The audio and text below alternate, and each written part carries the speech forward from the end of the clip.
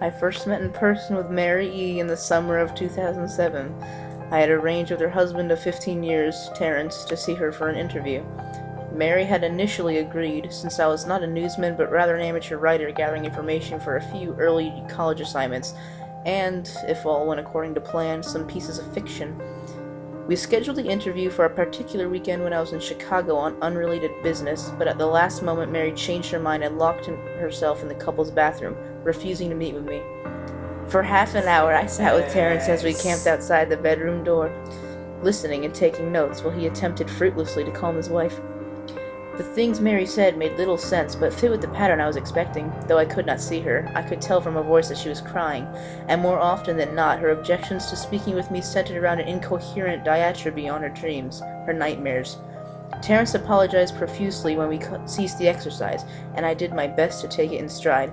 Recall that I wasn't a reporter in search of a story, but merely a curious young man in search of information. Besides, at the time, I could perhaps find another similar case of put my mind and resources to it. Mary E. was a COP for a small Chicago-based bulletin board system in 1992 when she first encountered smile.jpg, and her life changed forever. She and Terrence had been married for only 5 months.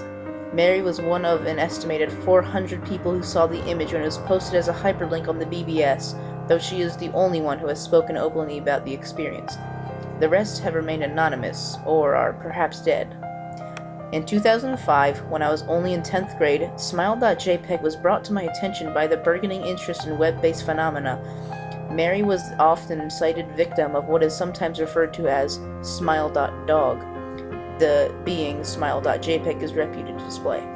What caught my interest, other than the obvious macrame elements of the cyber legend and my proclivity towards such things, was the sheer lack of information, usually to the point that people don't believe it exists other than as a rumor or a hoax.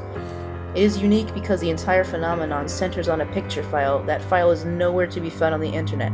Certainly many photo-manipulated simulacra litter the web, showing up with most frequently on sites such as the image board 4chan, particularly the X-Focus Paranormal subboard. It is suspected that these are fakes because they do not have the effect the true smile.dog is believed to have, namely sudden onset temporal lobe epilepsy and acute anxiety. This purported reaction in the viewer is one of the reasons a phantom like smile.jpg is regarded with such disdain, since it is patently absurd, though depending on whom you ask, the reluctance to acknowledge smile.jpg's existence might be just as much out of fear as it is out of disbelief.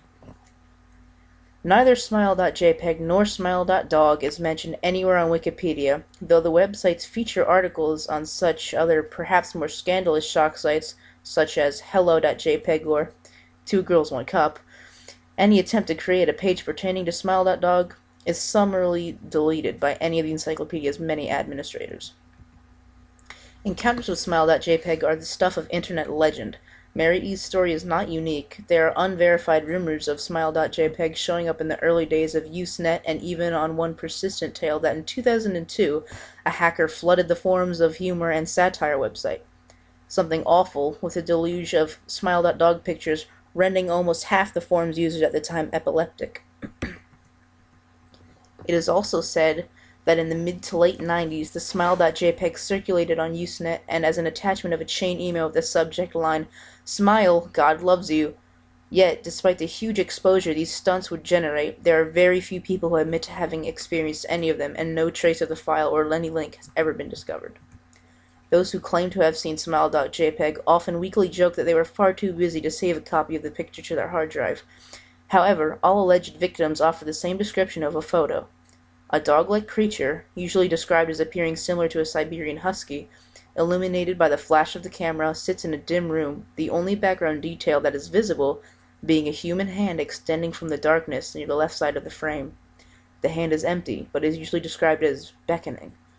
Of course, most attention is given to the dog, or dog creature, as some victims are more certain that of others what they claim to have seen.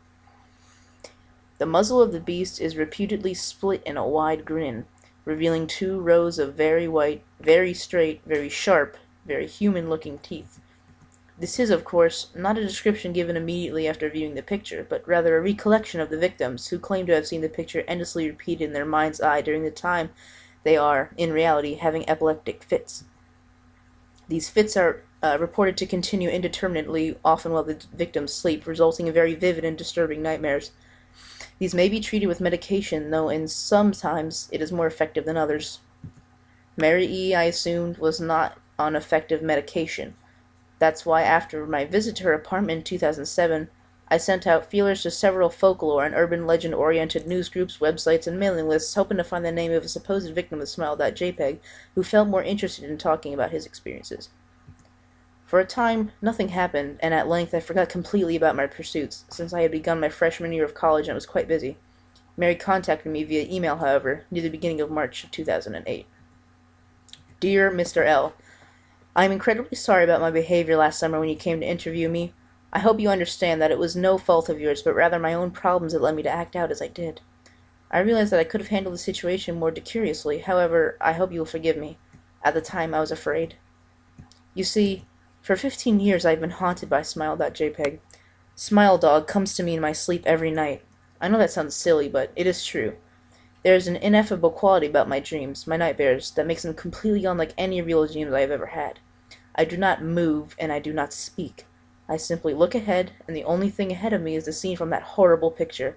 I see the beckoning hand, and I see the Smile.Dog. It talks to me. It is not a dog, of course, though I am not quite sure what it really is. It tells me it will leave me alone if I only do as it asks. All I must do, it says, is spread the word.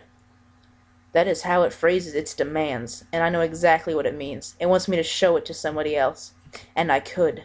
The week after my incident, I received in the mail a manila envelope with no return address. Inside was only a 3.5-inch floppy diskette. Without having to check, I knew precisely what was on it.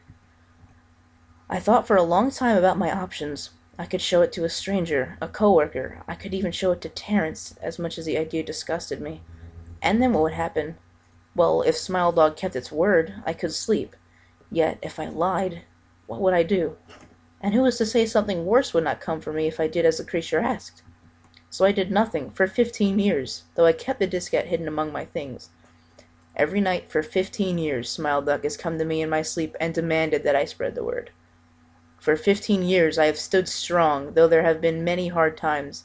Many of my fellow victims on the BBS board when I first encountered Smile.jpg stopped posting. I heard some of them commit suicide.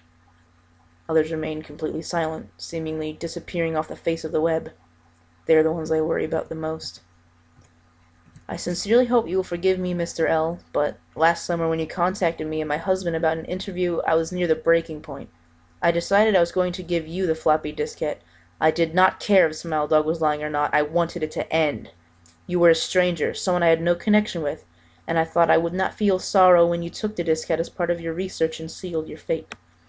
Before you arrived, I realized what I was doing. I was plotting to ruin your life. I could not stand the thought. In fact, I still cannot. I am ashamed, Mr. L., and I hope that this warning will dissuade you from further investigation of Smile.jpg. You may in time encounter someone who is, if not weaker than I, then wholly more depraved, someone who will not hesitate to follow Smile.jpg's orders. Stop while you are still whole. Sincerely, Mary E. Terrence contacted me later that month with the news that his wife had killed herself. While cleaning up the various things she left behind, closing email accounts and the like, he happened upon the above message. He was a man in shambles. He wept as he told me to listen to his wife's advice. He found the diskette. He revealed and burned it until nothing was left but a stinking pile of blackened plastic. The part that most disturbed him, however, was how the diskette had hissed as it melted. Like some sort of animal, he said. I will admit that I was a little uncertain about how to respond to this. At first, I thought perhaps it was a joke, with the couple belatedly playing with the situation in order to get a rise out of me. A quick check of several Chicago newspaper online obituaries, however, proved that Mary E. was indeed dead. There was, of course, no mention of suicide in the article.